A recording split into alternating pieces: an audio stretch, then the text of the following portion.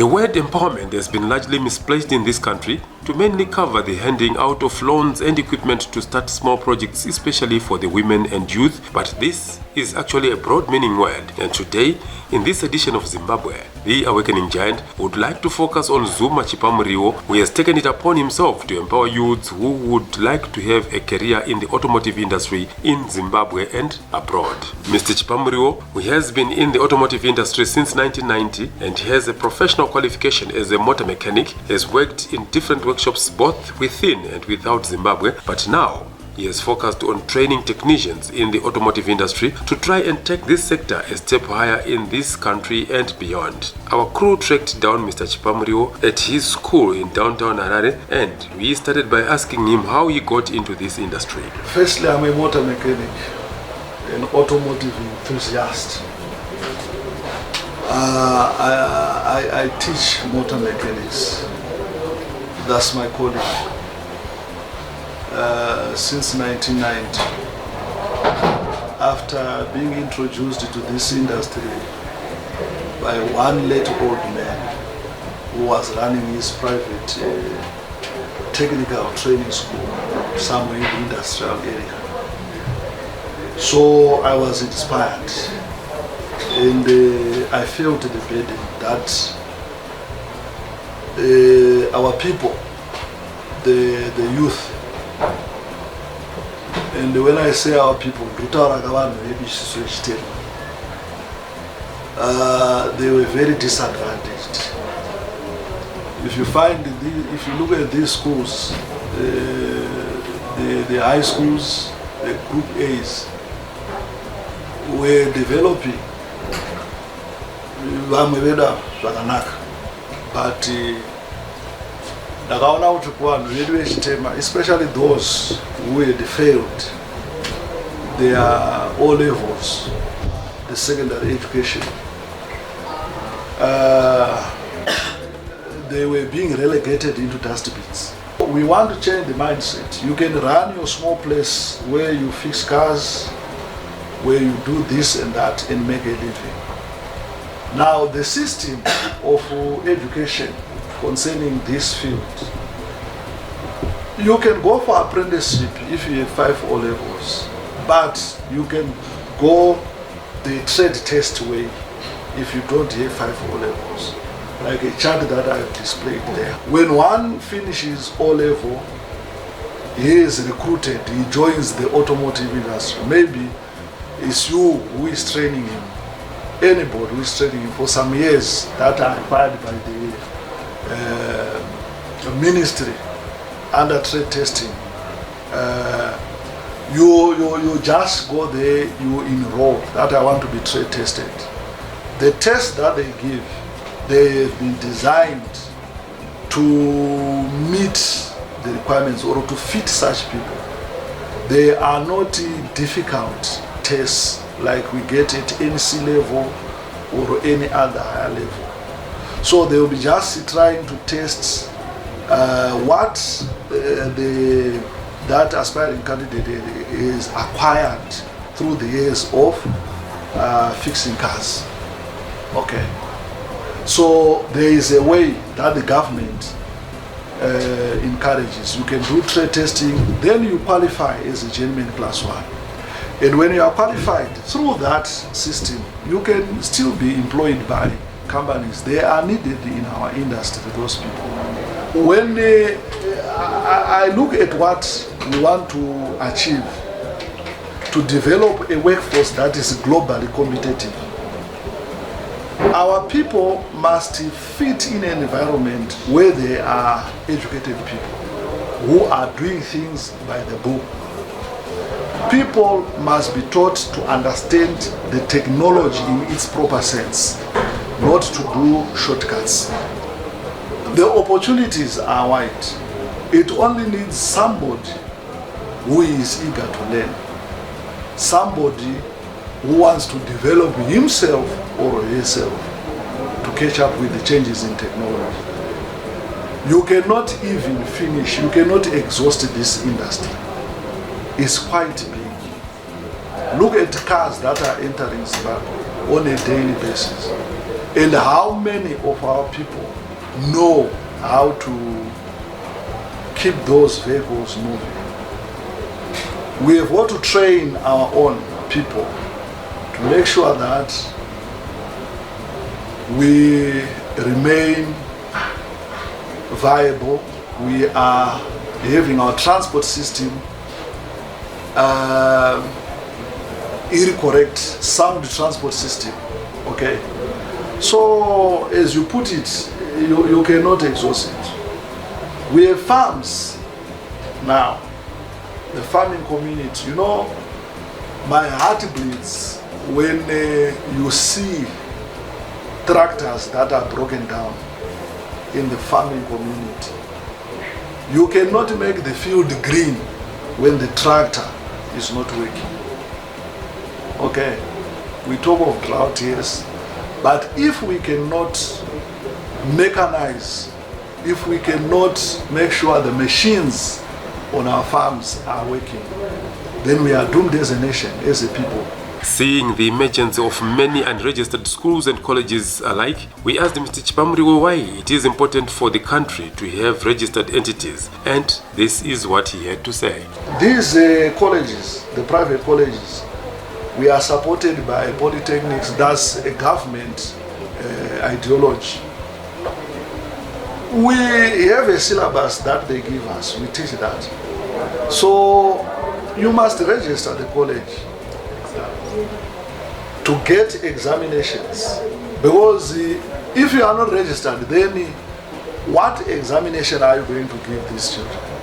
What did you give them? You just give them a piece of paper which means nothing. Like us, we give HEXICO qualification, Higher Education Examination Council qualification. We are a center, so that certificate can take that person even outside of Zimbabwe. It's recognized in the SADC, it's recognized anywhere in the world. We have got our people who are working all over. You cannot be relevant if you are giving something that is not accredited by the ministry. So we are getting enough support. We are a registered institute. How do you work with the local motor industry? What you see here, we are not in a shell. We work with other people outside. We take our students out for some field trips. These companies, because we expose our students to the industry, they also inquire from us that we give them some students for attachment. He said he is not just an ordinary automotive school teacher, but that his is a calling.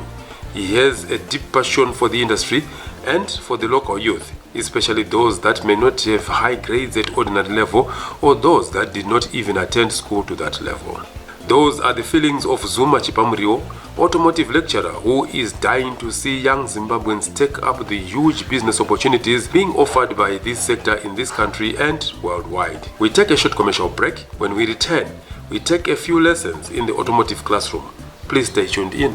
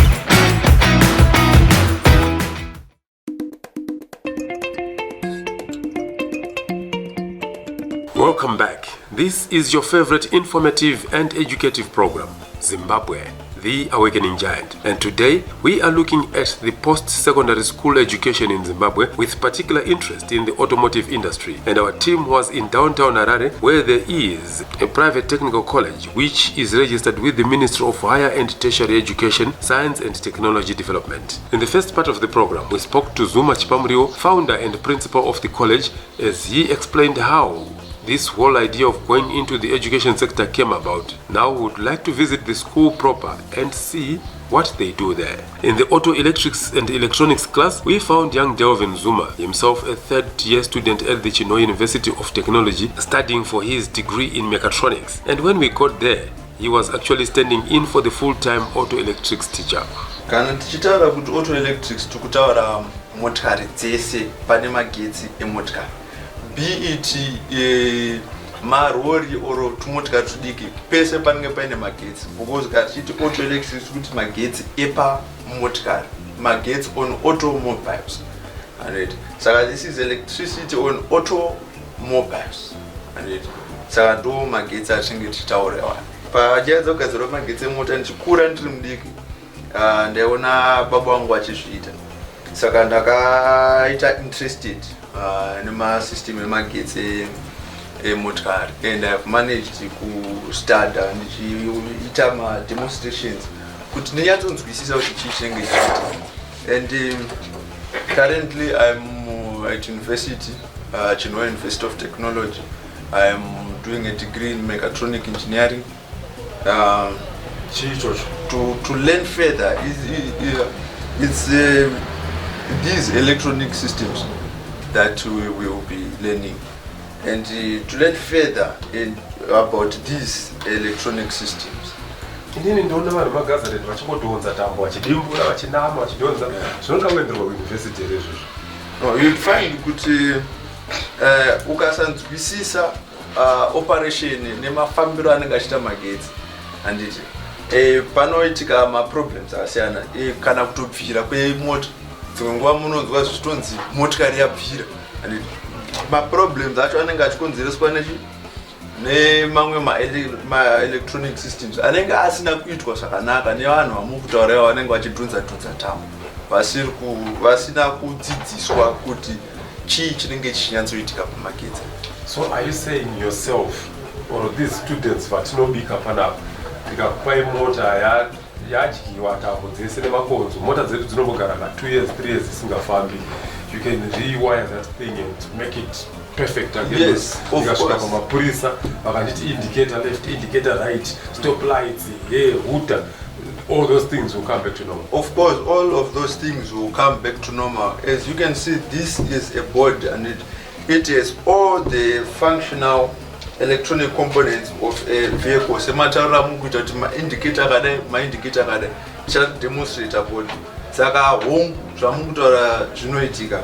Motikari ikauya, we can rewire, toisa malights ese, zvinozoshanda musha, as we will demonstrate. Tikona mota dzemazuva dzakushanda nema-computer boxes, neno zvamunoti malume chakuti. How then do you incorporate these computer boxes? Zvimwe zvinenge zviripo, how do you know into that? Okay. Our auto electric course, we have managed to divide it into 2 categories. The electric part, this one, and the electronic part.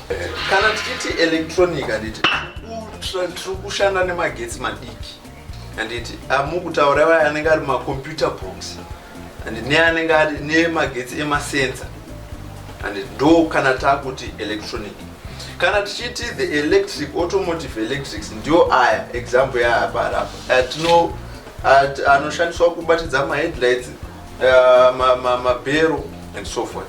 Saka isusu atiri kuti electronica anotesta masensa nezvimwezvo. We have said, as I said earlier, takaita course into 2 categories. Mota dzamazuva dzamataura ma-computer box nemasensa tinodzidzisa zvakare. Tinotesta masensa emotikari, mafault, tichitarisa kuti which sensor is faulty, tichiclear ma-areas, ma-error anonge abuda patinoita yatinoti diagnostics, tichitesta ma-sensors emotikari.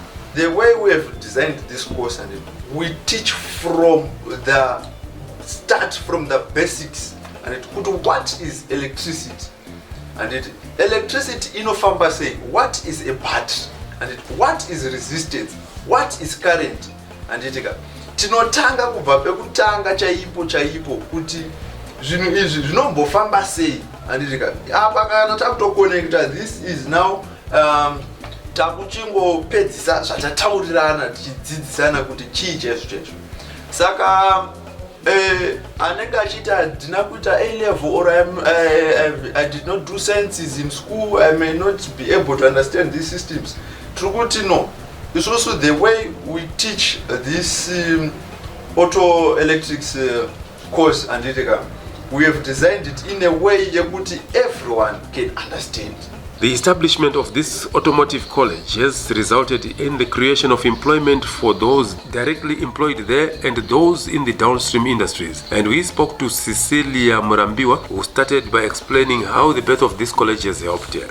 Zvatibatsira nekuti izvozvi titori pabasa tiri kushandira munhu mutema, saka zvinenge zvatibatsira. Hatisi kushandira murungu vachena, takamboshandira hedu varungu, asi tiri kushandira munhu mutema. Tiri kuona difference yacho. Vawanda vanhu vane tumakoleji twawo twakangodaro zviri kubatai sei. Imi muri kubhadhara zviri pamutemo, muri kubhadhara zvinodiwa, muri kumita ma-requirements, but mafema anobva vangoitawo paside penyu ipa ndi atoisa kakoleji kake obva anotora mudzukuru wake kuti ndiwe senior lecturer. Zviri kukuafecta sei?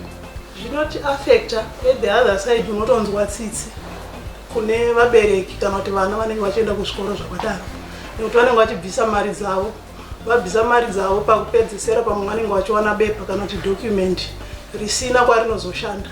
Unlike munhu akaenda pachikoro chakaregister, chero akawana college certificate yakanzi FIAT Learning Center, bepa iroro rinoshanda.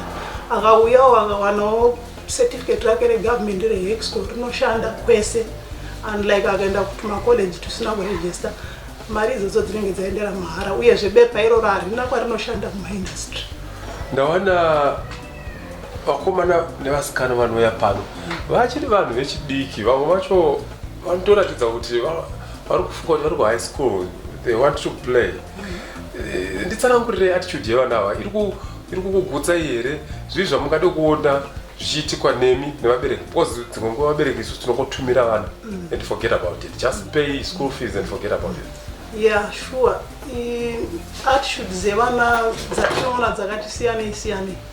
Murikona kuwana vanenge vari serious, but vamwe maybe ndevamwe vanenge vanzi nemubereki handei ndoda kuti uite course, akangotorwa munzi ndoda kuti uite course, seriousness yacho chaiyo unyanzoona kuti seriousness yacho hapana.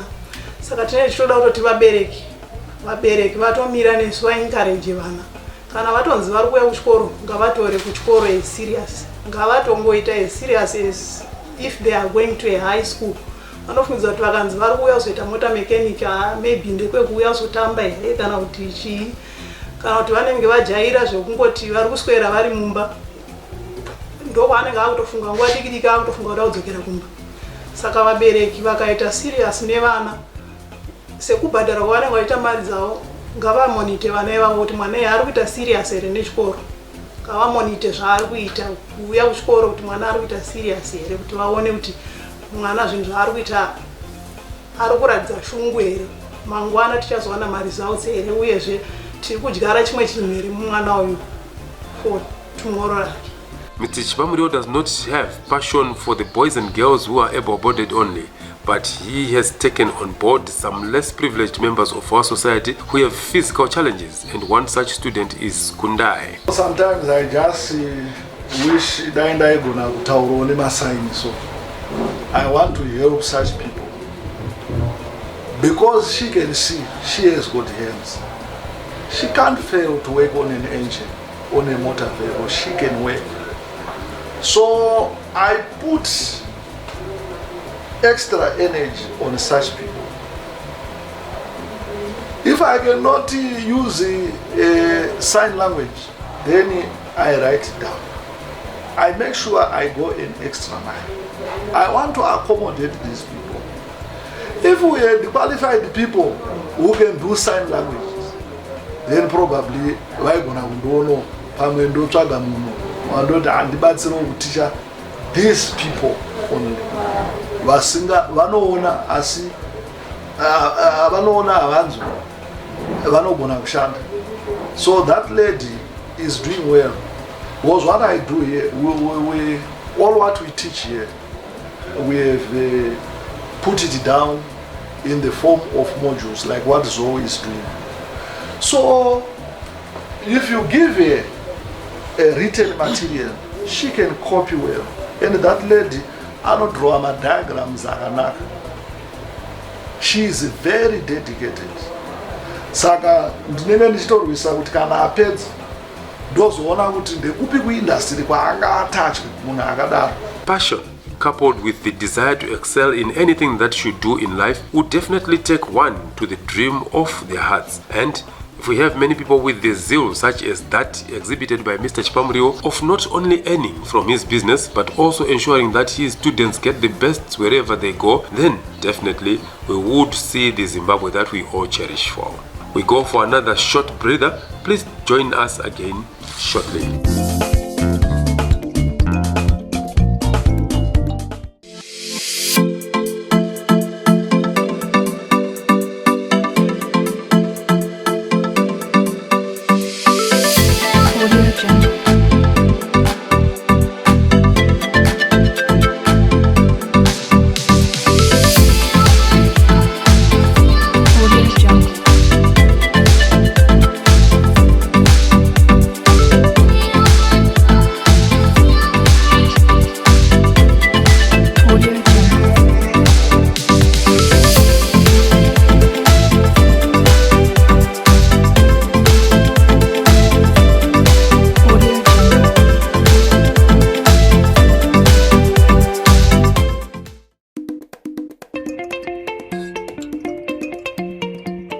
This is the third and final part of this week's edition of your favorite program that brings you news of our emerging economic giants of Zimbabwe. This week, we highlight the business prowess of Zuma Chipamrio, a motor mechanic by profession who, because of his desire to empower his fellow countrymen, decided to become an educationist in the automotive industry, and to date he has released hundreds of graduates into the industry, while also leaving a mark as probably one of the finest educationists in the country.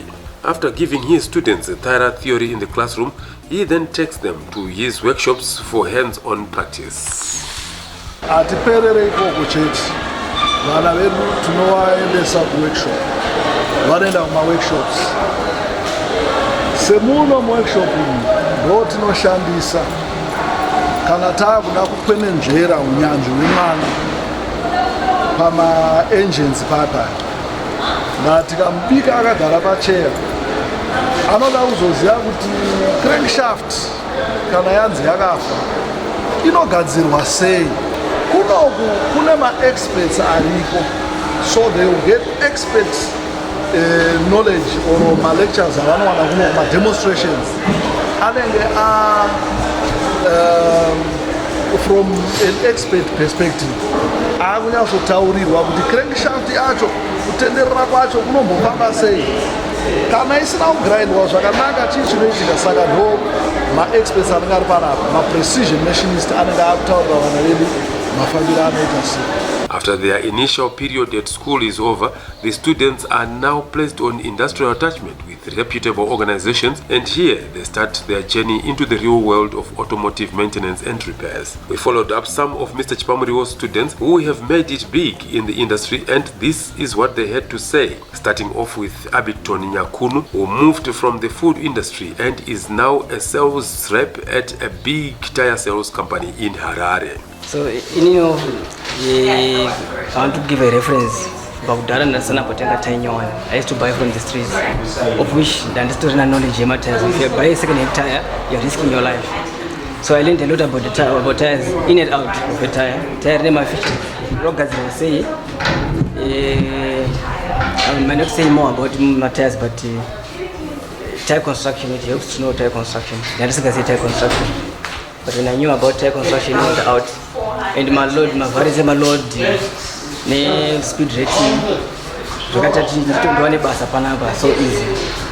Because in my interview I was asked about tires and I had to explain the tire in and out as it is. Course yandakaita inini tractor maintenance. Tractor maintenance include hydraulics, yobata auto electrics, yobata mechanics.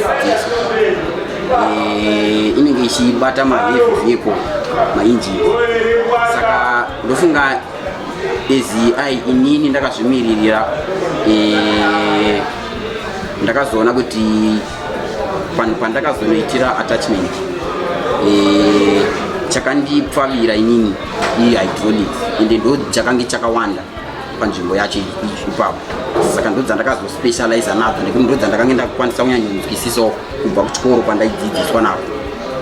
Ndakakwanisa kunyanyobata hydraulics stereke ende chinhu chaindinakidza pakutaurwa kwachaitwawo nekudzidzwawo kwandaichiita zvikaita kuti ndizokwanisa kunge ndichispecialize nazvo zvinova zvakundiraramisa kusvika pandave panapa. Vazhinji vechidiki vataura izwi rakanaka rekuti kurarama kusvika pandave pano. Vazhinji vechidiki vanofunga kuti kana ndaenda kuchikoro I must be employed. Iwewe, are you employed kana kuti you are self-employed? As I ndakazvimirira ndofunga I'm a director. Ndiri panapa ndakatofomawo company yangu. I'm a diesel engine mechanic. Ndinogadzira ma-diesel engine. No matter what size, from single piston to the biggest one. Ungada kutsanangura kuziva. 8 movers, if I can say. Ndo basa rangu diesel engines. One, ndaka-specialize now. Ndakadzidziswa zvakanaka. Neniwo ndakatoenda kuchikoro ndisandaziva kuti piston chii kana kuti valve chii. Ndakaiziva pakuerenga chete theoretical, but now pandaenda kuchikoro ndakadzidziswa zvese theory nepractical. Then I started to know kuti kana ndichitaura valve chimbori chii physical, kana ndichitaura engine chimbori chii physical. It helped me a lot kusvika ndauya manje muno muindustry, ndakusenza muno muindustry, ndakuchiona maengines acho sevizvo muri kuona ndo maengines acho atakuita manje, takuchiita manje practical yacho full time. Finally, we spoke to Precious Damba, who is specializing in brakes, clashes, and motor vehicle suspensions. Specialize in braking and clashing system. Suspension. Kuita kwangu ndinoita ndikuti ndinogadzira, ndinoreconditioner kana kufita pamota, kusunungura totarisa suspension yese tosungira kana tatenga zvitsva. Asi kazhinji tiri kugadzira zvinhu izvi. Pamabrakes apa tinogadzira mabrake booster, tinogadzira zvese zvinochekuita nemabrakes nemaclash. Pane mamanyu atinenge tichishandisa maclash cables, mahandbrake cables nemaspeedometer tinoita futi. Saka ndo mabasa andiri kuita ari kundiraramisa nemhuri yangu iwayo. Ndakadzidza mechanics in general. Saka ndadzidza mechanics ndakagara ndikashanda ndikaita attachment yangu ndobva ndambozoenda kuSouth Africa. Saka ndakazodzoka ndobva ndazoroorwa. Murume wangu takarorana ariwo makanika, saka anotoriwo muindustry imomo. Ndine vakomana vanondibetsera kana mota dzikauya mazuva ano ina handichakwanisa kusunungura, vanosunungura mota.